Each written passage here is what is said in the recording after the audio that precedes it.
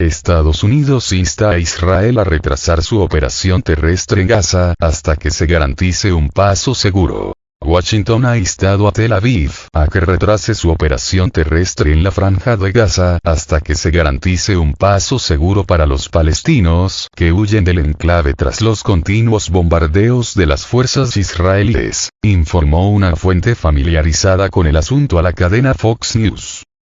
Por su parte, el presidente de Estados Unidos, Joe Biden, dijo en una rueda de prensa que resolver la crisis humanitaria en el territorio palestino debe ser una prioridad, ya que, según él, la abrumadora mayoría de los palestinos no tiene nada que ver con Hamás.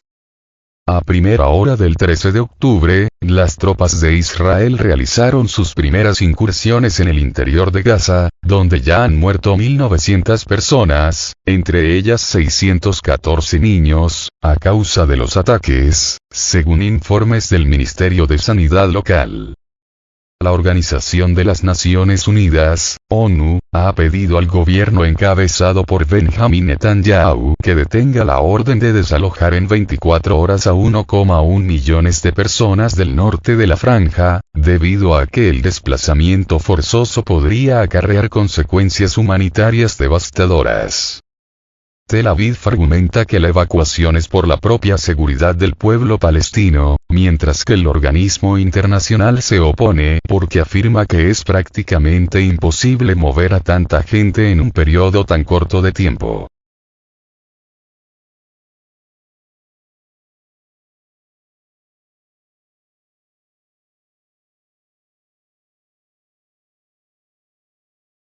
Desastre humanitario. Entre tanto, cientos de miles palestinos ya han escapado o tratado de escapar de Gaza.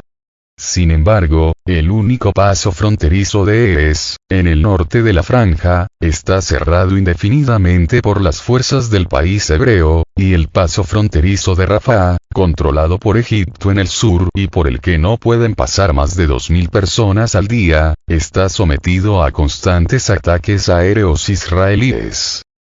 Diversas ONGs han reportado que Tel Aviv ha dado 2 horas para evacuar el hospital Al-Auda, a pesar de que el personal médico todavía está tratando a personas heridas por los bombardeos.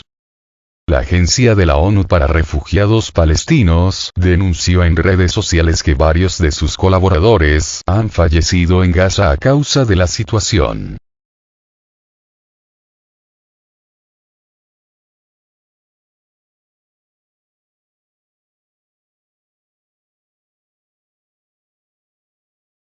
¿Para qué fueron las primeras incursiones terrestres israelíes? Israel se mantiene firme en su postura desde que el pasado 7 de octubre el grupo palestino Hamás realizó ataques sorpresa por tierra, mar y aire en varios puntos del país hebreo. Esto es solo el principio, advirtió el primer ministro Benjamin Netanyahu, luego de la embestida que han dado las tropas de su nación en las últimas horas, entre acciones que incluyen infiltraciones terrestres en Gaza, cortes definitivos de los servicios básicos y un asedio en las fronteras del enclave palestino con unos 300.000 soldados, tanques y equipos de artillería. El portavoz militar israelí, el contraalmirante Daniel Hagari, aseguró que varios de sus batallones acompañados por tanques llevaron a cabo infiltraciones en Gaza para, según él, destruir baterías de cohetes palestinos y comenzar los operativos para localizar a los rehenes tomados por Hamás. Las fuerzas localizaron hallazgos que pueden ayudar en los esfuerzos por localizar a los desaparecidos.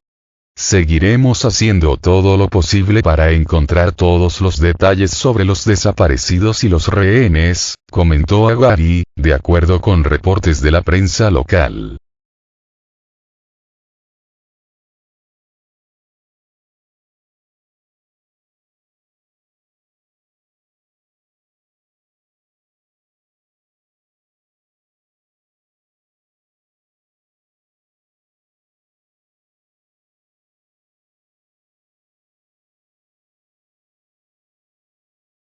Detrás de la guerra de Netanyahu contra Hamás.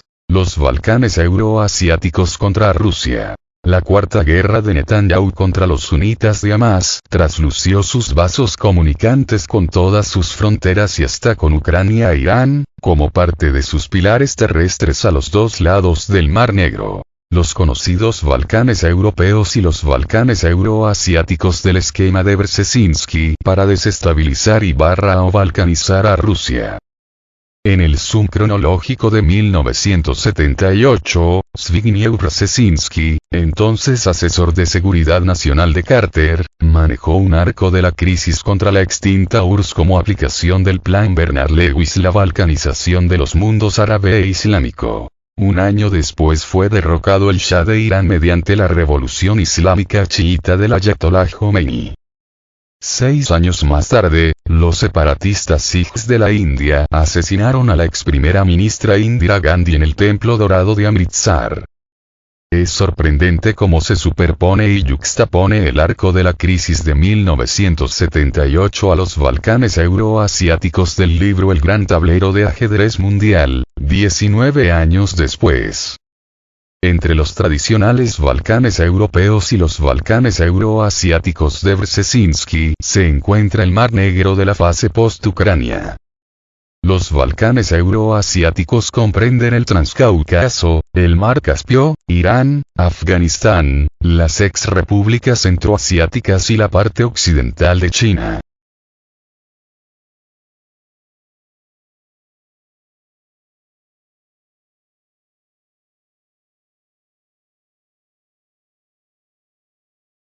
Curiosamente, su círculo concéntrico es extensivo hasta el Mar Negro, Turquía, Siria, Líbano, Israel, parte de Egipto y Sudán, Yemen, además de Jordania, y las 6 petromonarquías árabes del Golfo Pérsico que incluyen a Arabia Saudita.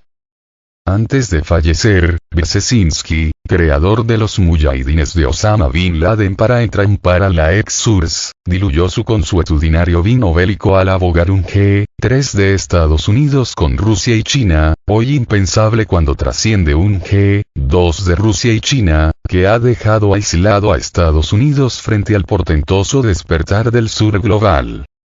Más sorprendente aún es la nueva yuxtaposición y superposición de los eventos en curso 45 años después al arco de la crisis y 26 años después al libro de Brzezinski. Desde la extinción del enclave armenio de Nagorno-Karabaj, mediante un supuesto arreglo entre el primer ministro armenio Pashinyan y el mega especulador globalista házaro y rusófobo George Soros, hasta la explosividad descontrolada de la cuarta guerra de Netanyahu contra Hamas.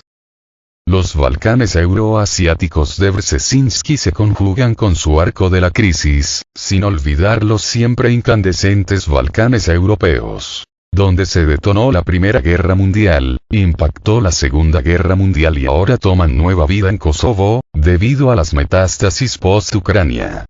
A cada quien su plan para golpear el soft belly, bajo vientre, de Rusia, primordialmente en el Transcaucaso. Desde 1982, Oded Yinon, funcionario de Relaciones Exteriores del gobierno israelí, abogó por la balcanización del Medio Oriente para favorecer a Israel en su documento Estrategia para Israel en los años 80. El plan Yinon se asemeja al arco de la crisis de 1978.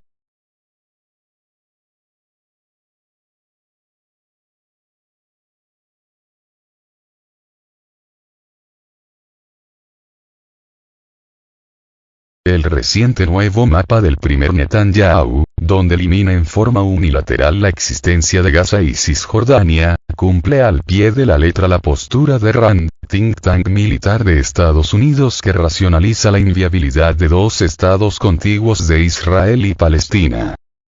No todo es color de rosa en esta cuarta guerra de Netanyahu contra Hamas, cuando el connotado investigador Seymour Hersh le sentencia sus días contados, como lo son también ya los de su correligionario házaro, el comediante Zelensky.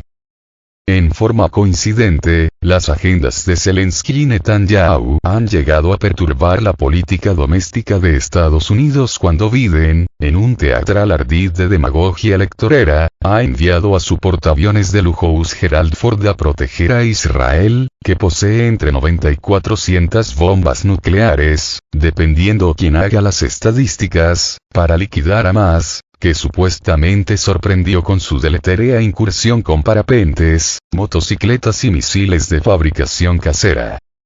Biden ha optado por la fuga hacia adelante cuando el legislador Michael McCaul, mandamás del poderoso Comité de Relaciones Exteriores, comentó que Israel fue advertido por Egipto de una violencia potencial 3 días antes del cruzamiento letal transfronterizo de Hamas. Una de las consecuencias de la nada improbable escalada regional, que puede llevar a la extinción de Gaza, sería el alza del petróleo, según el esquema secuencial de la escalada por Bloomberg. A quien menos le convendría un alza del petróleo es a Biden, en medio de la incoercible inflación de Estados Unidos, la crisis de la deuda, el avance irresistible de los BRICS, la desglobalización y la desdolarización.